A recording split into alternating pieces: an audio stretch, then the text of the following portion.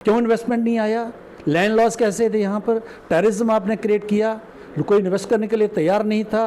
Tourism जो industry थी, जो टूरिस्ट आते थे उनको मार मार के भगा देते थे आपके लोग, उनको मारते थे, किलिंग्स करते थे। अमरनाथ यात्रा नहीं होती थी, माता वैष्णो देवी आते हुए घबराते थे। आज 2 करोड़ टूरिस्ट अगर यहाँ पर आ रहा है, माहौल ठीक हुआ है। आज पत्थरबाजी नहीं है। खड़गे जी हैं जो अभी शायद 85 साल के हैं, उनको एक पपेट के तौर पर कांग्रेस ने खड़ा किया है, गांधी परिवार ने। बाद में उठा के बाहर फेंका था उनको, उन्होंने, तो इनका भी वही हाल होने वाला है। नेशनल कॉन्फ्रेंस और इंडियन नेशनल कांग्रेस ने अब ऐलान किया है कि एक साथ 90 सीटों पर वो मिलकर चुनाव जो हैं वो लड़ने वाले हैं। मेरे साथ इस सब पर बातचीत करने के लिए पूर्व deputy CM doctor Nirmal Singh ji मौजूद हैं, इनसे बातचीत करेंगे। सर, किस तरफ से और किस नज़र से आप देखते हैं इस अलायंस को, जो ये डिसाइड करता है कि 90 सीटों पर मिलकर ये चुनाव लड़ने वाले हैं?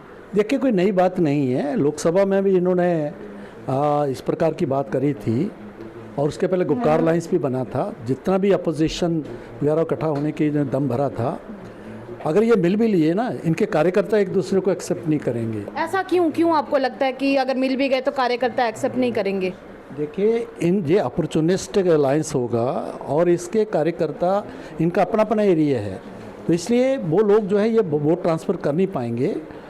तो इसलिए, और दूसरा ये लोग ये भी जानते कि दोनों अलायंसेस की जो दो पार्टीज़ हैं, इन्होंने जो मैस क्रिएट हुआ है जम्मू कश्मीर में, पिछले लगातार ये पावर में रहे हैं। 3 परिवार थे, नेहरू, इंदिरा गांधी परिवार, अब्दुल्ला परिवार, मुफ्ती परिवार। ये लोग थे जिनकी जो सेपरेटिज्म और लूज एक्सेशन की जो पॉलिसीज़ थी, जिसके कारण यहाँ पर अलगाववाद पैदा हुआ और उस अल्टीमेटली उसने जिहादी टेररिज्म का जो है रूप ले लिया, और जिससे जो है 50,000 लाशें गिरी हैं जम्मू कश्मीर में। और आज जो है सबसे ज़्यादा जो सफ़र किया यहाँ पर वो नौजवान ने किया। उसके लिए कोई एम्प्लॉयमेंट अपॉर्चुनिटीज़ नहीं है, उसको माहौल नहीं है यहाँ पर। उसके जो है यहाँ पत्थरबाजी होती थी, यहाँ पर जो है स्कूल नहीं लगते थे, लोग जो बस्तों में किताबें नहीं, पत्थर लेके जाते थे। इस प्रकार का जो माहौल था, आज लोग बड़े बड़े निश्चिंत है। और इनको जो ये अलायंस की बात जो कर रहे हैं, अभी पीछे रिसेंटली लोकसभा जो इलेक्शंस हुए हैं, उन इलेक्शंस में तीनों परिवारों को झटका दिया जम्मू कश्मीर के लोगों ने। मतलब कांग्रेस को राष्ट्रपाल जम्मू कश्मीर में 1 सीट नहीं मिली। अब्दुल्ला परिवार के शहजादा उमर अब्दुल्ला पूर्व चीफ मिनिस्टर को हराया है, महबूबा मुफ्ती पूर्व चीफ मिनिस्टर को हराया है।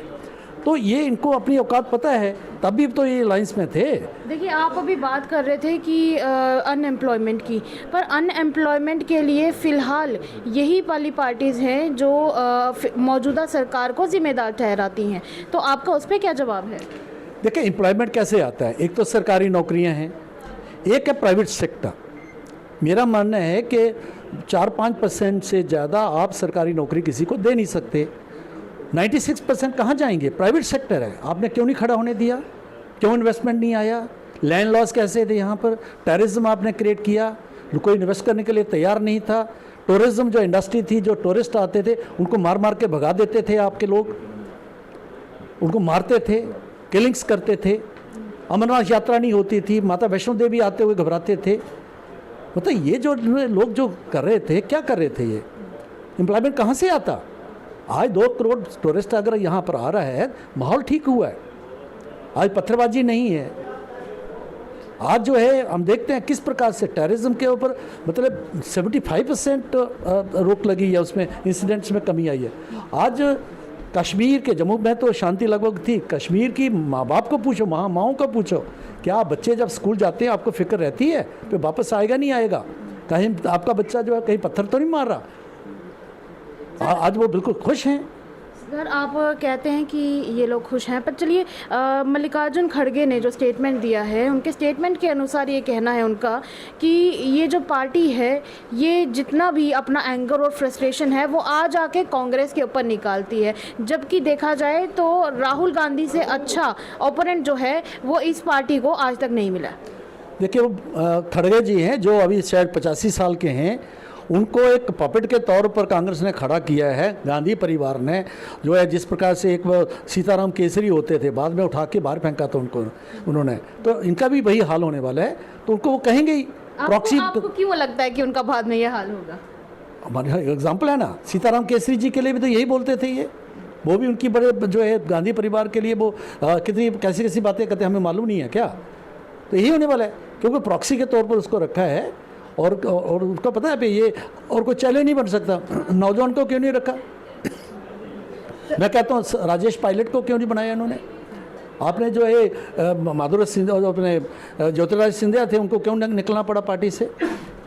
ठीक है ना, बाकी भी इनके नौजवान नेता जैसे हुड्डा है, हुड्डा के जो बेटा हैं उनको क्यों नहीं रखा? उनको बनाते।